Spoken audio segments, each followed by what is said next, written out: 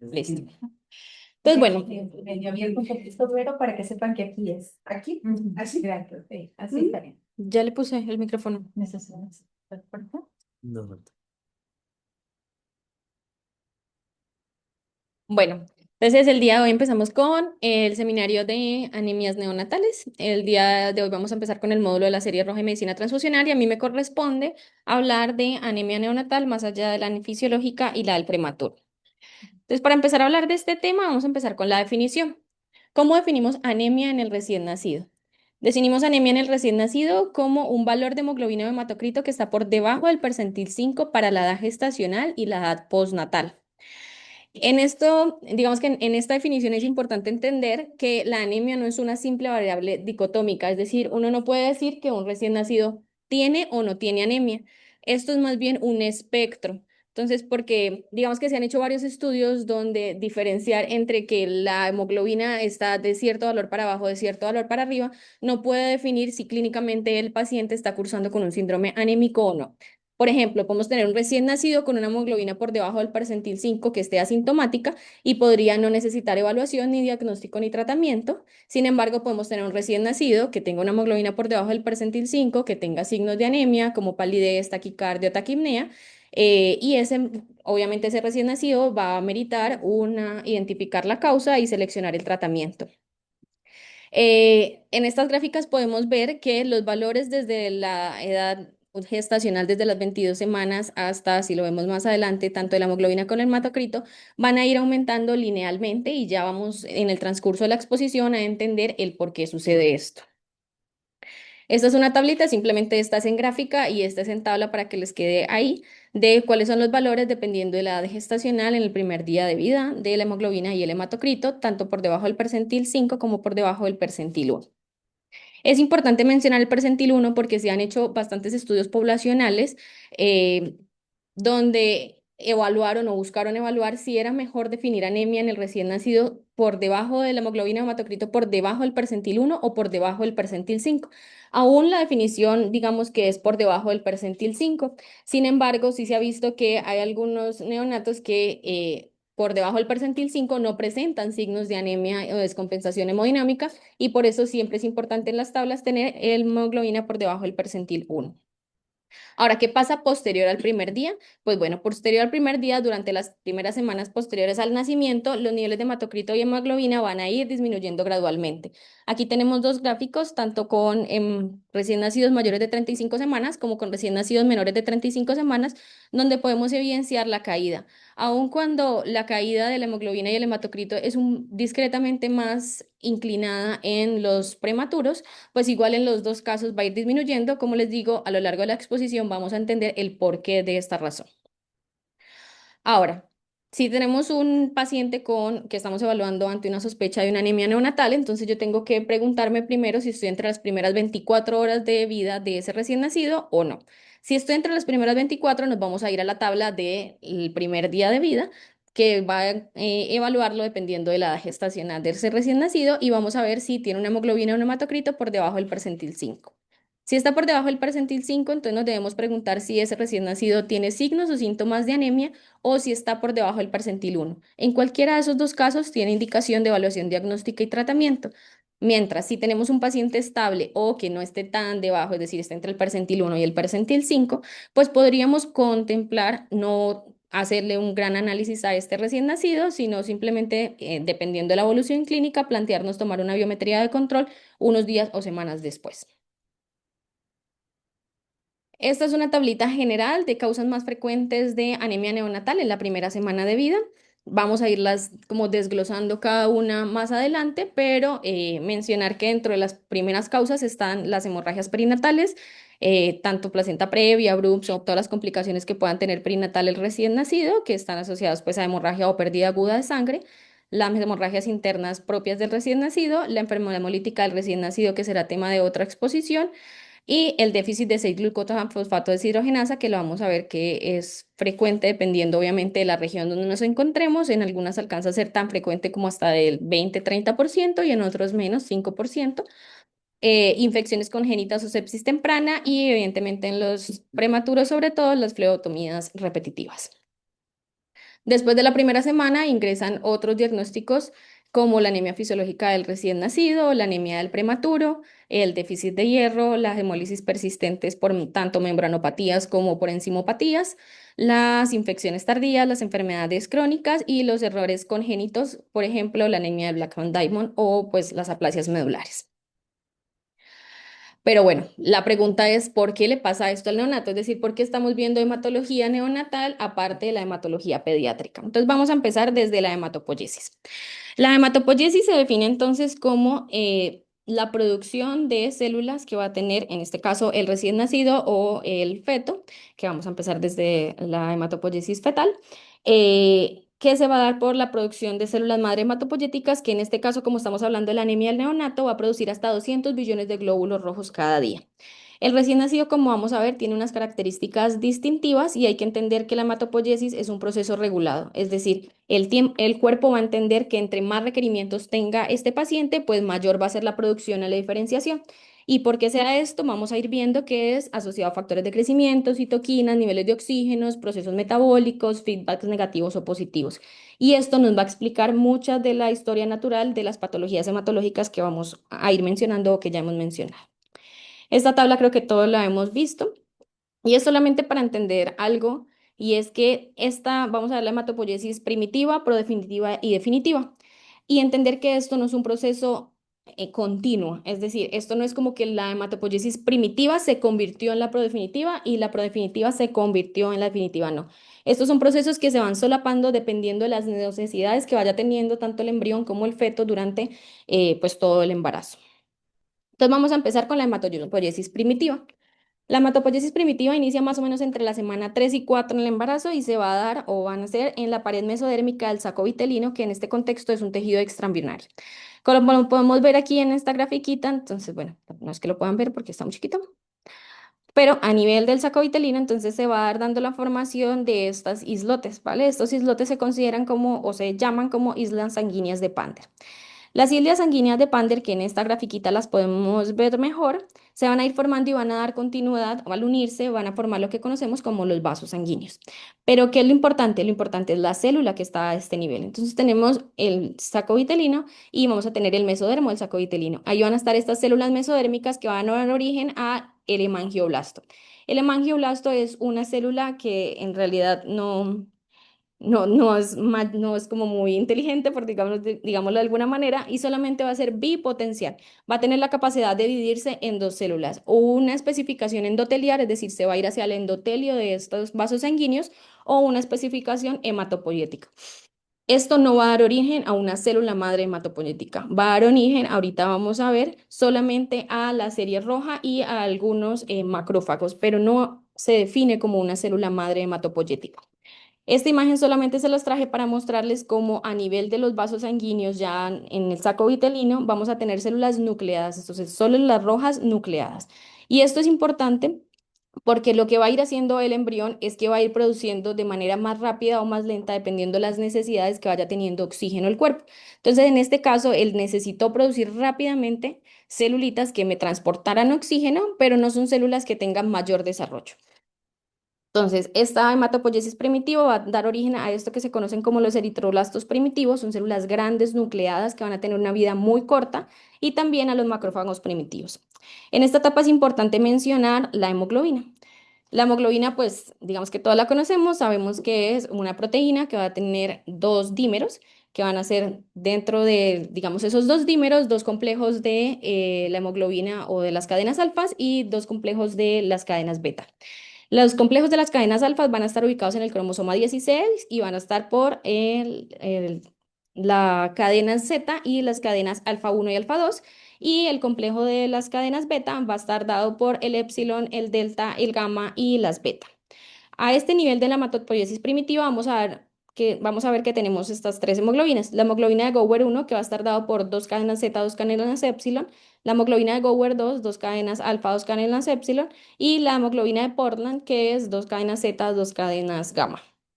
Estas hemoglobinas son hemoglobinas que tienen una característica y es que tienen una alta afinidad por el oxígeno. Y eso va a permitir que aun cuando estamos en un embrión chiquitito, cuando se estén en contacto con la circulación placentaria, va a agarrar todo el oxígeno que pueda, porque es muy afecto por el oxígeno, entonces va a permitir que ese embrión ya tenga el oxígeno suficiente para empezar a crecer. Entonces, esa es la función de esta hemoglobina, una oxigenación rápida en un ambiente altamente hipóxico para que el embrión empiece a crecer. Importante dentro de la regulación, este gen que es el GATA1. El GATA1 es un factor de transcripción que en este contexto va a tener un compromiso eritromegacariocítico. Es decir, él lo que va a hacer es decirle a esa celulita, hey, yo necesito que tú te vayas hacia ese componente, hacia los eritrocitos y los megacariocitos. Va a buscar esa diferenciación tanto eritrobia primitiva como megacariocítica temprana, que vamos a ver que son las dos células más importantes a nivel de la vida fetal. Y sabemos que las mutaciones de este gen, que es el GATA1 mutado, no va a inducir diferenciación, no va a frenar la proliferación y por lo tanto cuando tenemos una mutación en esto, yo voy a tener un estado proliferativo con un megacardioblasto inmaduro y vamos a tener algunas patologías que se van a ir mencionando a lo largo del curso, como el TAM en los recién nacidos con síndrome de Down o también anemia diseritropoyética congénita ligada al X y la trombocitopenia ligada al X. Una vez ya pasamos de la hematopoiesis primitiva, les digo, estos se solapan, van haciendo en el mismo saco vitelino la hematopoiesis prodefinitiva. Les traje esta frase extensa que se ve ahí porque me pareció que describe muy bien lo que sucede. La transición de la hematopoiesis primitiva a la prodefinitiva no ocurre por maduración celular, sino por una activación secuencial de distintos progenitores hematopoyéticos en el saco vitelino, impulsados por cambios en el microambiente y de señalización molecular. ¿Vale? Entonces yo voy a tener a este mismo nivel del saco de Joule o el saco vitelino estas células mesodérmicas que inicialmente se fueron hasta esta cadena rápida que fue la hematopoiesis primitiva. Entonces si yo rápidamente necesito oxígeno, produzco células rápidas y me voy hacia esta cadena. Y van a pasar a esta cadena posteriormente entre la semana 4 y 5 que empieza con el hematoendotelio o endotelio hemogénico temprano que va a dar origen a los progenitores megacariocitos eritroides.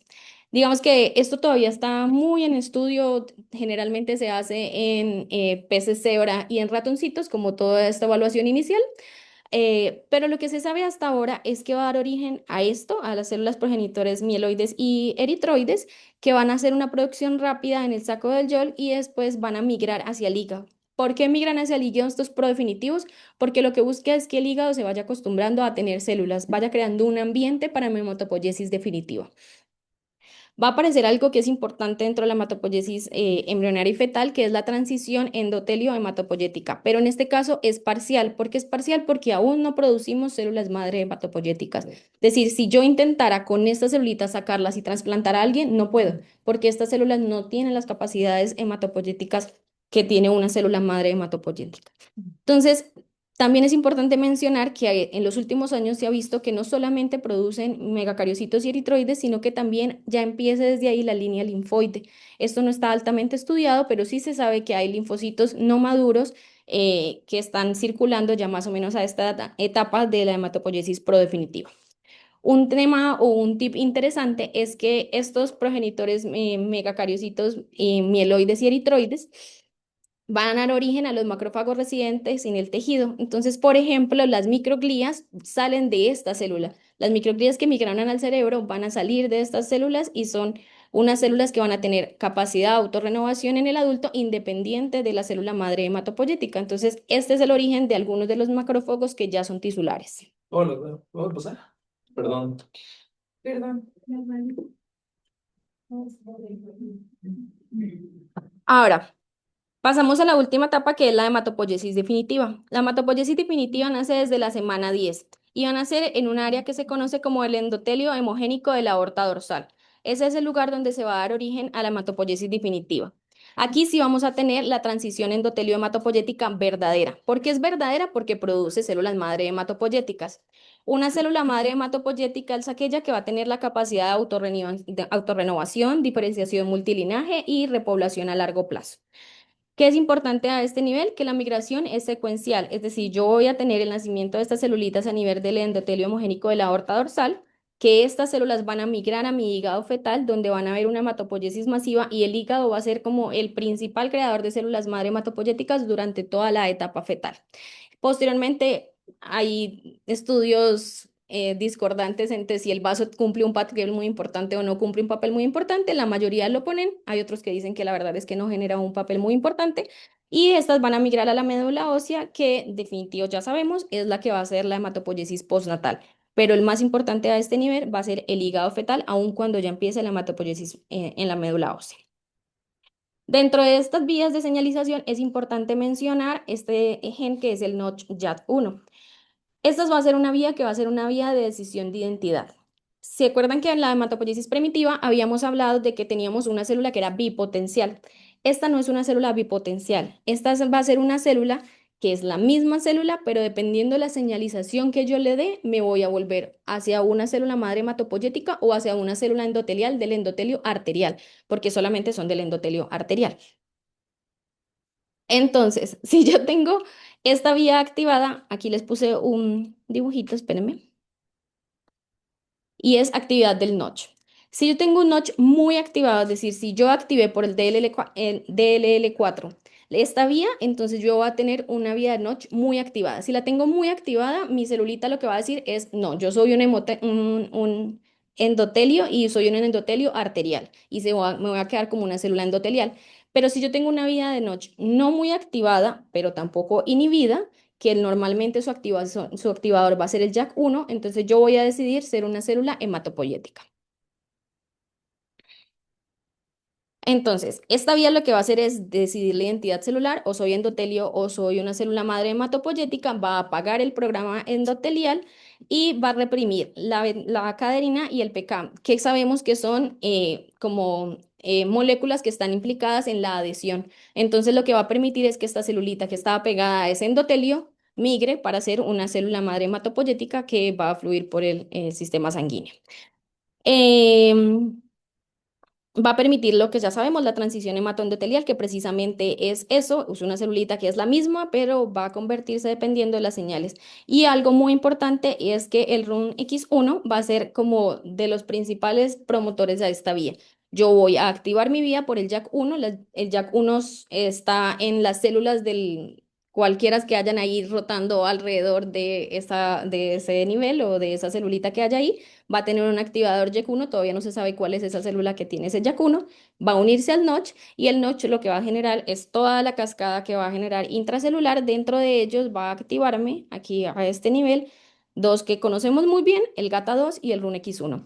Entonces, estas dos vías van a ser la proliferación, que ya la conocemos, y van a guiar pues todo el desarrollo de la célula madre hematopoyética.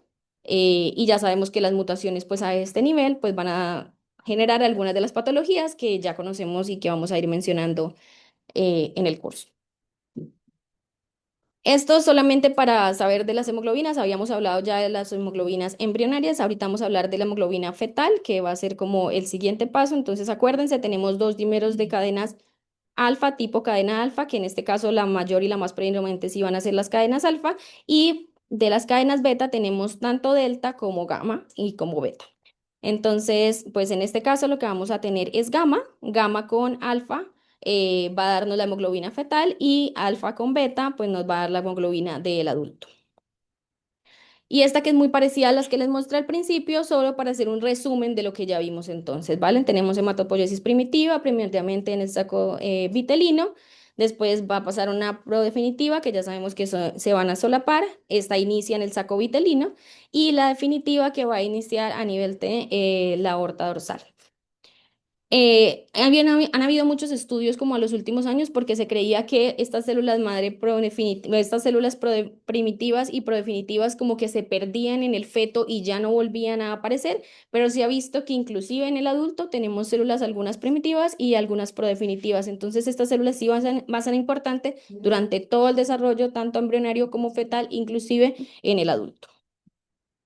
Y ahora entonces pasamos a la hematopoiesis neonatal. Entonces la hematopoiesis neonatal es exclusivamente en la médula ósea. Se sabe que la hematopoiesis produce alrededor de 10 a la 11 células sanguíneas cada día. Existen múltiples modelos que a lo largo de los años se han ido como cambiando. Existe el modelo estocástico, que era un modelo por diferenciación al azar.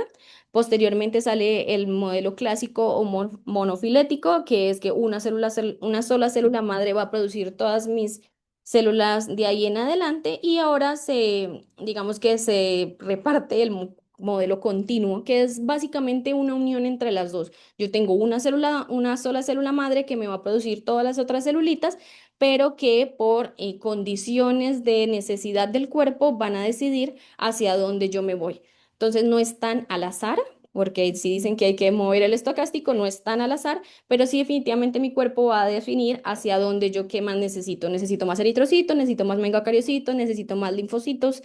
El cuerpo lo va a decidir dependiendo de factores de crecimiento, marcadores moleculares, citoquinas, en fin. Y algo importante entonces es qué papel va a cumplir la eritropoyetina en todo este proceso. Entonces, el principal regulador de la eritropoyesis, tanto en el feto como en el recién nacido, va a ser la eritropoyetina. Sabemos que la eritropoyetina no cruza la placenta y por lo tanto la eritropoyetina que el feto tiene no es la de la mamá, es la que produce él. El principal órgano productor de eritropoyetina durante el embarazo va a ser el hígado. Entonces aquí es simplemente un dibujito, yo tengo mi eritropoyetina que va a estar en contacto con mi receptor de eritropoyetina y lo que va a hacer es que va a generar proliferación y diferenciación. Aquí en rojito les puse otras de las características que también hace la eritropoyetina que está descrito y es que también es un angiogénico, también es un antiapoptótico y también es un citoprotector, motivo por el cual pues los neonatos sabrán más de por qué se ha estudiado la eritropoyetina para en teoría el uso de otras patologías, aunque no esté como muy comprobado. En esta grafiquita entonces que vemos que en condiciones de normoxia lo que va a hacer es que mi oxígeno va a ingresar a mi célula y le va a decir a este que es el factor inductor inducido por la hipoxia que tengo que hacer o ubiquitinizar, bueno, no pude con esa palabra, poner ubiquitinas en mi factor o no ponerle. ¿Para qué? Para yo definir si degrado esto o no lo degrado. Si yo defino que tengo condiciones de normoxia, entonces sí le pongo ubiquitinas y lo paso a mi proteosoma para degradarse, pero si yo estoy en condiciones de hipoxia, entonces sí se activa mi factor inductor de la hipoxia y va a ir a mi núcleo para que se produzca más eritropoyetina. Entonces esta es la forma en la cual el oxígeno es el que va a guiar a si yo produzco más o produzco menos eritropoyetina. ¿Qué se sabe en el neonato? Perdón, en el feto, que la normoxia genera baja producción de eritropoyetina, es decir, una cantidad estable de eritropoyetina, pero cuando estoy en hipoxia, en lo que se han hecho en los estudios es ver en cuánto tiempo yo produzco o aumento mi cantidad de eritropoyetina en el feto. Y se sabe que con solo 30 minutos de hipoxia, la eritropoyetina aumenta hasta 200 veces a nivel fetal. Bueno. ¿Qué pasa entonces tras el nacimiento? Entonces, en el momento en que yo corto el cordón umbilical, entonces yo paso a un ambiente hipóxico intrauterino y de un ambiente hipóxico intrauterino a un norbóxico extrauterino. Entonces, esa hipoxia que yo tenía relativa durante el embarazo, entonces va a pasar a disminuir la cantidad de hipoxia. Si disminuyo la cantidad de hipoxia, disminuyo la cantidad de mi factor inductor de la hipoxia y voy a tener una caída abrupta de la eritropoyetina. Acordémonos que la eritropoyetina estaba dominada por el hígado y resulta que cuando se han hecho estudios se ha visto que el hígado como productor de eritropoyetina es mucho más sensible que el riñón. Entonces, cuando yo paso de que la función me la dé el hígado a que la función me la haga el riñón, esa como capacidad que tiene el riñón de producir eritropoyetina no es compensatoria, no va a producir la misma cantidad de eritropoyetina que produce el hígado y por lo tanto genera una caída brusca de la eritropoyetina que vamos a ver que eso genera que haya una caída brusca de la hemoglobina y después ya el riñoncito como que va entendiendo que le toca trabajar de esa manera. Eso va a generar una anemia o está asociada a la anemia fisiológica del recién nacido, que evidentemente va a ser más marcada en los prematuros, porque los prematuros tienen riñones más inmaduros, menor cantidad de producción de eritropoyetina. Bueno, después hablamos. Y bueno, después de esto tenemos un tema importante y es los reticulocitos. Entonces, los reticulocitos son precursores de los eritrocitos, van a ser formas anucleadas de los eritrocitos que van a tener restos de RNA que se van a teñir con azul de metileno. ¿Qué va a pasar en el recién nacido a término? En el recién nacido a término yo voy a tener un aumento de la eritropoyetina fetal, principalmente la hepática, ya lo mencionamos. Tengo una producción acelerada de eritrocitos y una mayor liberación de reticulocitos a la sangre periférica. Esos eritrocitos vamos a ir viendo en el transcurso de la exposición que en el recién nacido término van a tener una duración de más o menos 70 a 90 días y como son menos durables que los que tiene un adulto, entonces el cuerpo dice, hey, esto se me está muriendo muy rápido, necesito una mayor reposición de eritrocitos. Y por lo tanto, vamos a ver que los niños en general, o bueno, los recién nacidos en general, van a tener mayor conteo de reticulocitos que los que tiene un adulto o un niño grande normal. Ahora, en un recién nacido pretérmino, el hígado va a seguir siendo un productor importante de eritropoyetina, la regulación es más menos sensible a la PO2 con una liberación de células inmaduras y va a tener aún una vida media más corta, ya vamos a explicar más tarde el por qué, y aún produce más cantidad de reticulocitos en comparación con los recién nacidos a término. Entonces aquí les traje una tablita para ver valores normales de reticulocitos, esto es en el primer día de vida, y vemos cómo, pues, inclusive un recién nacido pretérmino entre 26 y 27 semanas tiene hasta 9% de reticulocitos, siendo esto normal para el recién nacido, y para el de 37 semanas, que ya es un bebé, pues, a término, más o menos de 3,2, lo cual igual es un valor alto de reticulocitos en comparación a un niño, pues, ya más grandecito. Existen algunas causas de por qué yo puedo inclusive tener más aumento de esos eritroblastos o de reticulocitos circulando, que son pues todas estas, que por cuestión de tiempo no las vamos a leer, pero ahí les queda la tablita para que vean cuáles son las causas que pueden inclusive aumentarme más los valores normales. Ahora, dentro de todo el abordaje de una anemia normal, entonces siempre es importante entender la diferencia entre hiporregenerativa y hemolítica. En la siguiente exposición vamos a hablar, o van a hablar ustedes de anemia hemolítica del recién nacido, pero simplemente como tipsitos de por qué entender y diferenciar una anemia hiporregenerativa de hemolítica en el contexto de un recién nacido que va a ser diferente en el contexto de un niño normal. ¿Y por qué? Precisamente asociado a los reticulocitos. Entonces yo normalmente digo, si yo tengo unos reticulocitos bajitos, entonces yo voy a tener una anemia hiporregenerativa, pero si tengo unos reticulocitos altos, entonces tengo una anemia regenerativa. Pero como tengo que tener en cuenta el valor de los reticulocitos para la edad gestacional de este niño, entonces lo más importante es hacerse la idea de que el grado de anemia me tiene que explicar esa cantidad de reticulocitos que tiene ese bebé. Es decir, si yo tengo una anemia muy severa y yo tengo unos reticulocitos que no están tan elevados para lo que debería tener para esa edad gestacional, entonces yo estoy hablando de que estoy con una anemia hiporregenerativa, ¿sí? Entonces esa es como la idea en general de esta asociación. Si yo tengo una anemia severa y yo estoy pensando en que esto es una hemólisis, yo tengo que tener unos reticulocitos supremamente altos para explicar que esto no es una anemia hiporregenerativa. Em, Les traje estas dos tablitas, simplemente la comparativa, igual, estos son recién nacidos a término, estos son recién nacidos pretérmino, y por los días, día 0,1, día 3 a 5, semana 1, semana 2, semana 3, van a ir disminuyendo la cantidad de reticulocitos y lo que yo puedo ir interpretando de ese valor de reticulocitos que voy teniendo. Ahora, sabemos que los glóbulos rojos, tanto fetales y neonatales, van a ser diferentes a mis glóbulos rojos de los niños grandes. Entonces vamos a ver esta tablita y vamos a ir explicando como cada uno de estos diferencias. Empezamos con las diferencias en la producción de hemoglobina, ya lo vimos. Las hemoglobinas embrionarias, estas son las hemoglobinas fetales, que esta es de las que más vamos a hablar, porque el recién nacido a término más o menos el 60% de su hemoglobina es hemoglobina fetal, inclusive en el pretérmino hasta el 80 o el 90% del recién nacido pretérmino es hemoglobina fetal. ¿Qué pasa con la hemoglobina fetal? Ya les dije, la hemoglobina fetal y las embrionarias les encanta el oxígeno, les gusta muchísimo más oxígeno. Hablándolo científicamente, la curva de disociación de la hemoglobina se va a correr hacia la izquierda. ¿Eso qué quiere decir? Que yo voy a necesitar a este que es el P50, que es el P50, la cantidad de presión de oxígeno que yo necesito para saturar al menos el 50% de mi hemoglobina. Si yo la corro hacia la izquierda, entonces yo voy a tener una PO de oxígeno que va a ser más bajita, es decir, yo tengo una hemoglobina que le gusta más mi oxígeno, pero aun cuando le guste más mi oxígeno, eso es muy importante en el embarazo, yo le robo el oxígeno a mi mamá, pero cuando yo nazco yo necesito que ese oxígeno pase a mis tejidos y eso quiere decir que en general la hemoglobina fetal no permite tanto el paso de oxígeno a los tejidos y sí le gusta robar mucho el oxígeno. ¿Qué pasa con las hemoglobinopatías?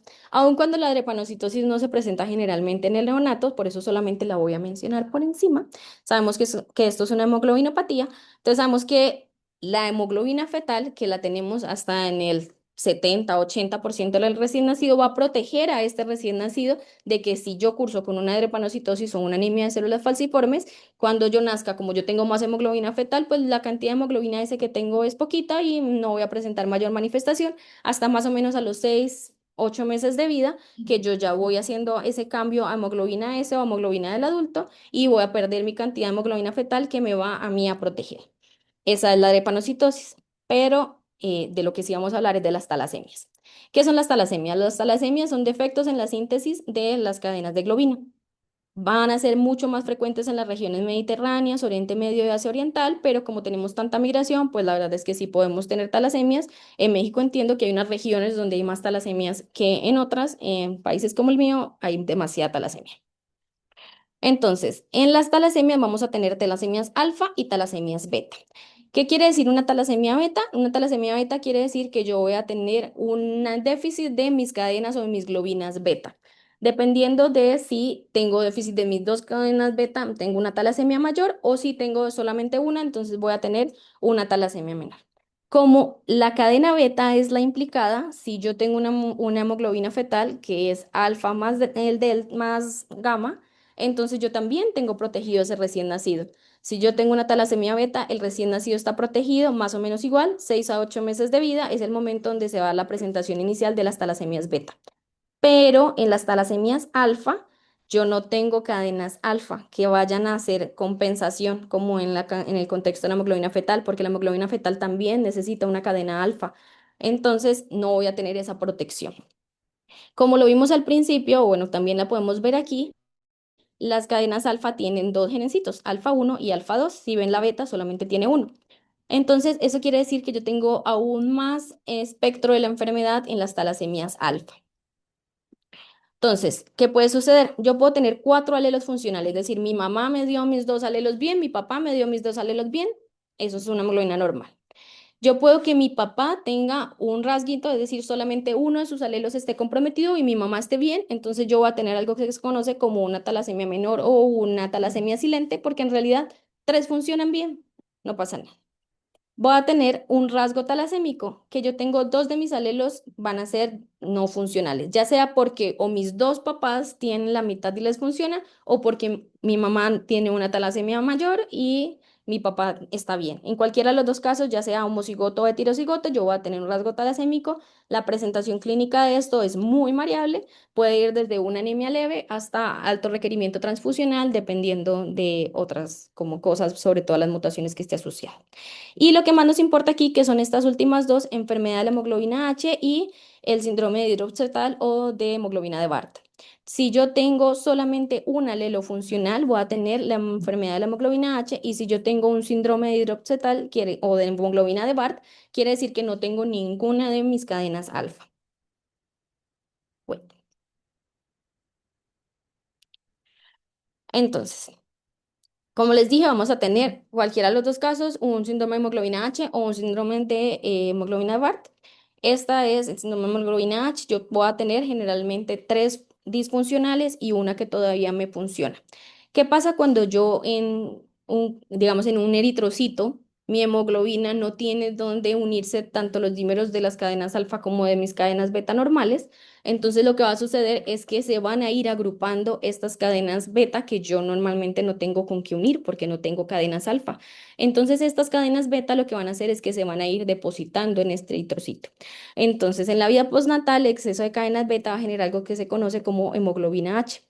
Es importante saber que esta se va a unir con una alta afinidad al oxígeno, que es muy inestable, como les digo, se precipita y se va a precipitar en ese eritrocito y va a hacer que ese eritrocito se hemolice. Generalmente estos niños que van a tener este tipo de hemoglobina H, que es la hemoglobina H clásica, que se está asociada a las de lesiones, tienen un diagnóstico más tardío, un diagnóstico mayor de 6 meses, que puede presentarse con anemia, ictericia y hemólisis. Eso digamos que es más en los niños más grandecitos en este contexto de hemoglobina H clásica, es decir, asociada a las lesiones.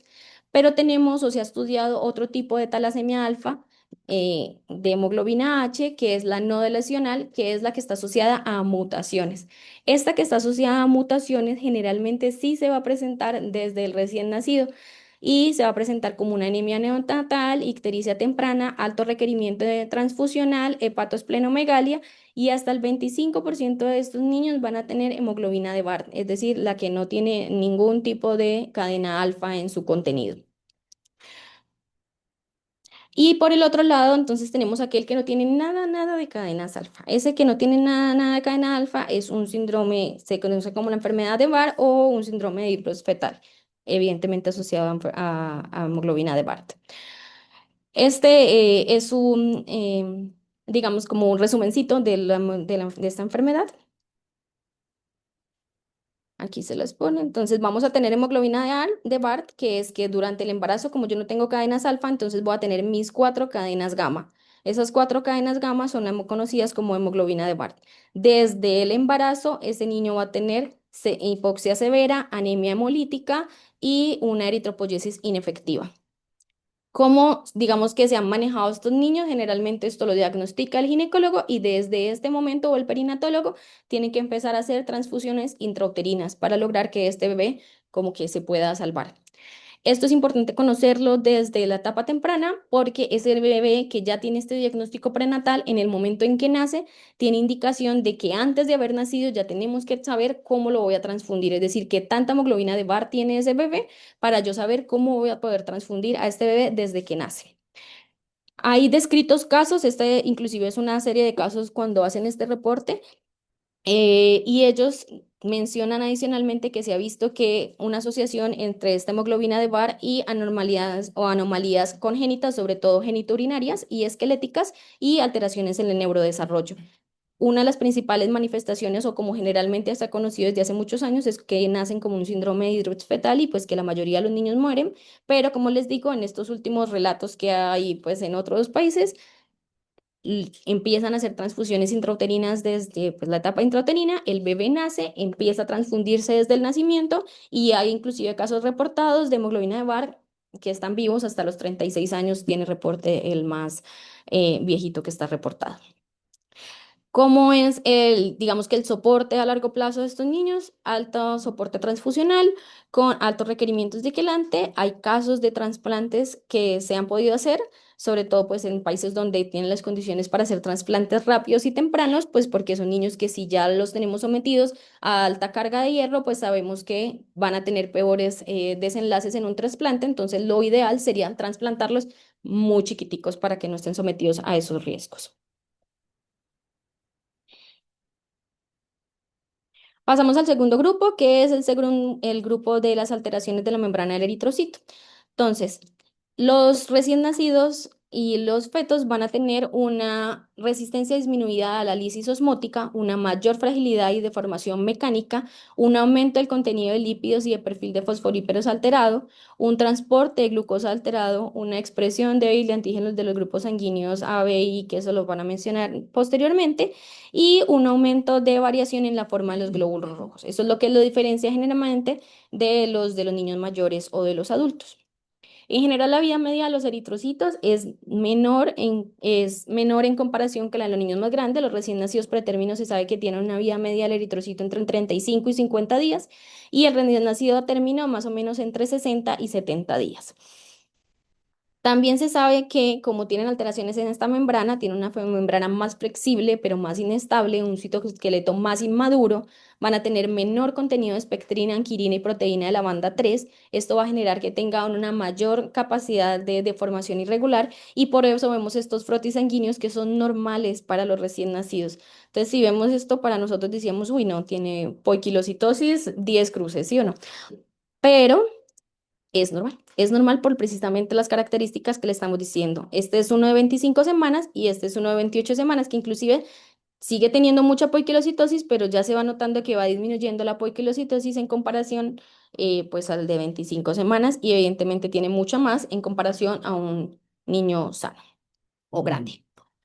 Em, Adicionalmente, del útero o sea, en el cambio del intrauterino a extrauterino, yo tengo aumento del estrés oxidativo, tengo aumento del cizallamiento vascular, Tengo adicionalmente en cuenta que tengo eritrocitos que van a tener alto contenido de hemoglobina fetal con una menor capacidad de antioxidante y un menos enzimas protectoras. Se van a liberar algo que se conoce como eritrocitos menos pulidos, es decir, ellos van a intentar liberar lo que puedan de esa médula ósea o pues el hígado fetal y posteriormente de esa médula ósea, y por eso también, además de que de base el eritrocito no está tan bien formadito, pues produce mucha cantidad y eso hace que tengan todas estas formas irregulares. Dentro de los defectos de la membrana, existen muchos defectos de la membrana pues que hay durante toda la etapa y vamos a centrarnos como en el más frecuente, que es la esferocitosis hereditaria. Entonces, dentro de las membranopatías, la esferocitosis hereditaria es la anemia hemolítica congénita no inmune debido a, pues más frecuente, que es debida a defectos estructurales en la membrana o en el citoesqueleto del glóbulo rojo. Esto se va a dar porque tenemos alteraciones ya sea en la inquilina 1, en la banda 3, en la beta-espectrina, en la alfa-espectrina o en la proteína 4.2, que cualquiera de estos son todas estas proteínas que nosotros vamos a ver que están aquí en la membrana o en el citoesqueleto. Estas son las que acabo de mencionar. Defectos a este nivel van a hacer que obviamente mi eritrocito no esté tan bien encajonado, no esté tan bien organizado y eso va a hacer que se altere su forma. Entonces yo voy a tener de un eritrocito normal a este que tiene mutada alguna de estos y voy a tener un eritrocito en forma de esferocito. Estos esferocitos, pues aquí tenemos una imagen muy gráfica y es que si yo estoy a nivel de mi vaso, entonces mi vaso va a detectar que esto no va a ser tan flexible, este eritrocito no va a pasar por mis capilares del vaso tan fácil y entonces el vaso lo que va a hacer es que va a empezar a destruirlos y por eso pues eso se genera la anemia hemolítica. Es la tercera condición hemolítica más común en el recién nacido. Es la causa más común de hiperbilirubinemia hemolítica no inmune en neonatos con kernícteros y se describe que más o menos de uno de cada 2.000 nacidos blancos es más frecuente, sobre todo en aquellos que tienen ascendencia al norte de Europa, pero evidentemente por la migración se puede presentar en cualquier raza y en cualquier etnia. La triada clásica general va a ser un paciente con anemia, esplenomegalia e ictericia. Sin embargo, es importante mencionarlo en los neonatos porque esto muy rara vez sucede en la población neonatal. Es decir, los neonatos generalmente no van a cursar con esta triada clásica. En los neonatos puede ir desde una presentación asintomática hasta un hidrox fetal. El síntoma más común de la esferocitosis hereditaria a nivel del neonato va a ser la ictericia. La esplenomegalia en general es muy poco frecuente, es mucho más típica en los niños mayores y en los adultos, en los neonatos casi que no se da.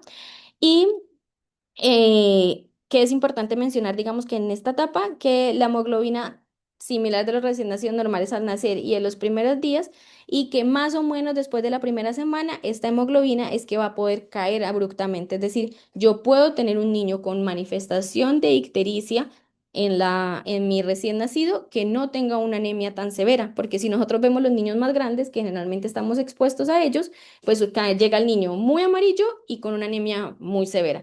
Pues el recién nacido no. El recién nacido cuando uno lo ve puede estar muy amarillo, pero no tener una anemia tan severa. Ya después de la primera semana va a darse esa caída en la hemoglobina y ahí sí se puede evidenciar la anemia severa.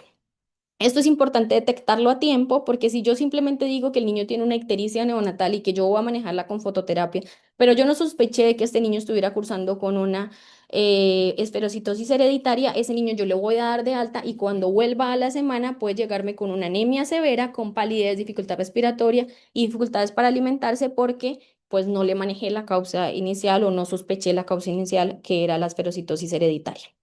Importante este grafiquito me pareció interesante y es evaluar la cantidad de hemoglobina corpuscular, la concentración de hemoglobina corpuscular media. Esa concentración de hemoglobina corpuscular media, cuando la han comparado entre los recién nacidos sanos con los recién nacidos con esferocitosis hereditaria, pues es bastante diferente. Entonces, inclusive estos son CUMS negativo y CUMS positivo de recién nacidos y los comparo con una esferocitosis hereditaria mucho más alta. Entonces, siempre como que se fijen en ese valor dentro de la biometría que le hagan a su pues, recién nacido con ictericia.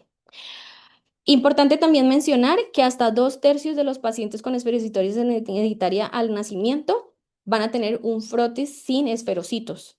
Entonces, pues no solamente si no tengo esferocitos no descarto, pero si tengo esferocitos, también hay que saber que la anemia hemolítica, por ejemplo, por Cum's positivo con ABO, también puede presentar esferocitos. Entonces no es tan indicativo en esta población. Van a tener un RDW elevado y un volumen corpuscular medio bajo con una concentración de hemoglobina corpuscular media elevada. Inclusive se han intentado hacer estudios para evaluar algo que se conoce como el índice de la esferocitosis, que es la división entre hemoglobina corpuscular, concentración de hemoglobina corpuscular media contra el volumen corpuscular medio, y si es mayor de 0,36 puede indicar que el paciente esté cursando con una esferocitosis hereditaria, y esto se ha encontrado en los estudios que tiene una sensibilidad hasta el 56 al 97%, pero no con una especificidad bien alta, entre el 93 y el 99%. Entonces sí sería importante que pues le hicieran como a todos los recién nacidos ictíricos este índice, y pues definitivamente si está alterado, una de las sospechas puede ser una esferocitosis hereditaria. Existen algoritmos como del enfoque en los pacientes con esferocitosis hereditaria en el recién nacido. Uno, y el más fácil, si yo tengo un antecedente, es decir, mi papá o mi mamá tiene una esferocitosis hereditaria, pues evidentemente es mucho más fácil sospechar que mi niño va a tener una esferocitosis hereditaria, ¿cierto? Pero ¿qué pasa cuando yo tengo un neonato que está con ictericia? Entonces, evidentemente se maneja la ictericia como con fototerapia, como la manejan normalmente pues en neonatos, y siempre hacer pues todo, obviamente toda la historia clínica y la VH completa, lleva el hemograma, y el conteo de reticulocitos. Siempre evaluar si es CUMS positivo o CUMS negativo, y en aquellos pacientes con CUMS negativo, entonces evaluar si yo tengo una sospecha de una esferocitosis hereditaria. ¿Vale? Hacer este índice, si el índice es mayor de 0,36, hacer un flow, bueno, un EMA, pues yo no, aquí hay EMA, ¿no? ¿Cierto, doctor? Sí. Creo que no. ¿Cierto que no? Bueno, lo que dicen las guías es que deberíamos hacer un EMO. Si no, pues sospecharlo y hacer una curva de fragilidad osmótica. Entonces, la curva de fragilidad osmótica es el estudio tradicional que hemos utilizado para diagnosticar la esferocitosis hereditaria. Evalúa la hemólisis de los glóbulos rojos en concentraciones variables de cloruro de sodio. Si el eritrocito se rompe más rápido, entonces estamos hablando de que tiene una curva positiva. Sin embargo, es difícil de interpretar en los neonatos porque ya lo vimos, los glóbulos rojos de los neonatos tienen una alta capacidad de lisarse. Entonces, si yo de base ya tengo un eritrocito que se lisa con facilidad, y es difícil como hacer el análisis de esta curva en los pacientes neonatos, porque de base puede que salgan más falsos positivos. Por eso entra este, digamos que estudio que se hace, pues yo tampoco, en nuestro país tampoco lo tienen, está descrito en las guías desde el 2000, que lo que mide es la unión del colorante hemafluorescente a la banda 3 del glóbulo rojo y a otras proteínas. Entonces esto le hacen una citometría de flujo, y cuando la citometría de flujo muestra o pinta positivo para esto, quiere decir que yo tengo pues esa cantidad de proteínas, y si está reducido, entonces quiere decir que no tengo las proteínas suficientes, y por lo tanto puedo estar hablando de una esferocitosis hereditaria. Ellos lo recomiendan como el primer paso en en los neonatos, precisamente porque la curva de fragilidad osmótica puede salir alterada en esta población. Para el manejo, entonces, se hace el manejo de la hiperproteinemia normal. El tratamiento o el piral de tratamiento en estos pacientes es la transfusión de glóbulos rojos. Se ha visto que cuando los pacientes inician con requerimientos transfusionales antes del año, puede que en realidad después del año ya vayan disminuyendo la mayoría de sus requerimientos transfusionales. Sin embargo, hay unos pacientes que van a requerir pues tratamientos adicionales. Me pareció interesante esto, que es que hay varios estudios a nivel mundial que se están haciendo para el uso de eritropoyetina en los pacientes con esferocitosis hereditaria. Obviamente la eritropoyetina sabemos que estimula la producción de glóbulos rojos, y cuando se han hecho estos estudios se ha visto que hasta el 81% de los pacientes neonatos o recién nacidos que están en el primer mes de vida, que se les inicia la reposición con eritropoyetina, han sido buenos respondedores, ya sea porque no requirieron ninguna transfusión o porque requirieron menos transfusiones que aquellos pacientes a los cuales no se les puso eritropoyetina. Este también es un ensayo multicéntrico italiano que muestra que los lactantes tratados con eritropoyetina recibían muchas menos transfusiones que aquellos que no habían sido tratados con eritropoyetina, y las dosis que utilizaban eran tan bajas como entre 500 y 750 unidades por kilo semana. Es una opción. Obviamente, ellos mencionan el costo, si yo tengo disponible o no la eritropoyetina, y si pues es más costoso que una transfusión. pero pues ciertamente disminuye la carga de transfusional de los pacientes con esta enfermedad que pues en general a largo plazo van a tener una alta carga transfusional. Y por último, entonces vamos a hablar de del metabolismo del eritrocito. El eritrocito va a tener también alteraciones en sus vías metabólicas. Dentro de su vía glucolítica va a tener aumento del consumo de glucosa y van a tener niveles alterados de, el disfosfoglicerato, que es el 2,3 disfosfoglicerato, y la fosfofructoquinasa. También tiene alterada la vía de las pentosas, que esto es importante porque vamos a hablar de la siguiente patología, que es el déficit de 6-glucosa fosfato deshidrogenasa. Este es el trastorno enzimático más frecuente en la edad neonatal, en general en pediatría, tiene una prevalencia del 3 al 5%, es más frecuente en África y el Mediterráneo, inclusive se describe hasta el 25%, y se ha descrito que hasta el 24% de los pacientes con déficit de 6-glucosa fosfato deshidrogenasa requieren fototerapia y hasta el 0,5% requieren una sanguinotransfusión. Este gen va a estar ligado al X, va a estar presente en el cromosoma X y por lo tanto tiene una herencia ligada al X que sobre todo en las hijas portadoras que van a tener una presentación variable dependiendo de la mutación que esté alterada en este contexto. Entonces pueden haber niñas que presenten una clínica mucho más elevada y niñas que pues simplemente sean portadoras. Ya sabemos pues entonces toda la fisiopatología asociada al déficit de la glucosa 6-fosfato deshidrogenasa, pero en general yo voy a tener una capacidad disminuida para procesar mis radicales libres de oxígeno y como va a tener esa capacidad disminuida de la producción del manejo de los radicales libres de oxígeno, entonces mi eritrocito va a ser más débil y va a poder lisarse mucho más frecuente. ¿Qué es importante saber en los neonatos? Los neonatos de base ya van a tener niveles más bajos de enzimas como la glutatión peroxidasa y la anhidrasa carbónica, por lo tanto van a ser aún más sensibles al daño oxidativo y por lo tanto el umbral es mucho más bajo, porque uno se preguntaría, ¿por qué en los niños grandes en general no lisan con un déficit de glucosa 6-fosfato deshidrogenasa, pero el recién nacido no es presentación frecuente, hasta un cuarto de los niños que tienen este déficit van a presentarse con ictericia? Entonces es por eso, porque de base ellos van a tener un umbral mucho más bajo de la hemólisis porque ya tienen alterado su metabolismo, van a tener una inmadurez hepática que va a generar una conjugación de bilirrubina deficiente y por lo tanto yo voy a obtener una hiperbilirubinemia desproporcionada. Es decir, el niño no va a tener tanta hemólisis, pero va a tener mucha hiperbilirubinemia asociado a este déficit de glucosa 6-fosfato deshidrogenasa. Importante, dentro del frotis van a tener bite cells, van a tener presencia de cuerpos de Heinz, van a tener una LDH elevada, una bilirrubina indirecta elevada y una disminución de la aptoglobina. Particularidades en los neonatos. De base ya tiene unos reticulocitos más aumentados y puede parecer que tienen una cantidad suficiente de glucosa 6-fosfato deshidrogenasa, pero es porque los reticulocitos de base van a tener más 6-glucosa fosfato deshidrogenasa. Entonces puede que salga normal aun cuando el estudio es, aun cuando el paciente sí tiene el déficit. Existen unas clases que van a variar dependiendo de la severidad.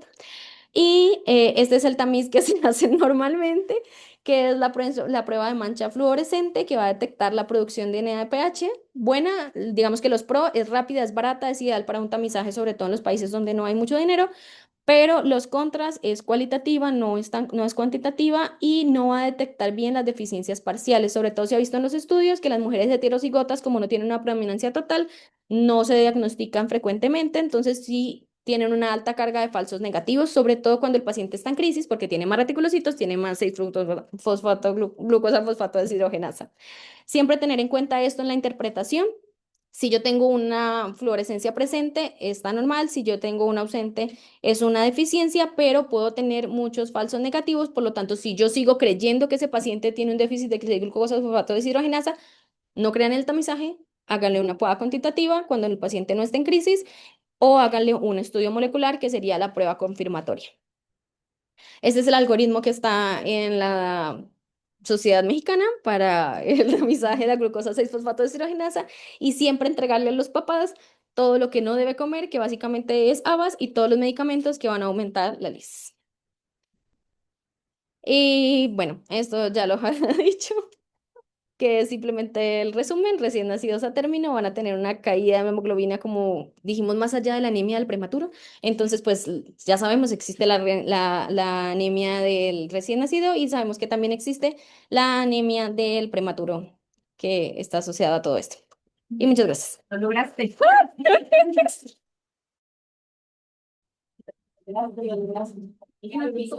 Los residentes de neonatos que llegaron después, empezamos el curso. Mañana, más bien.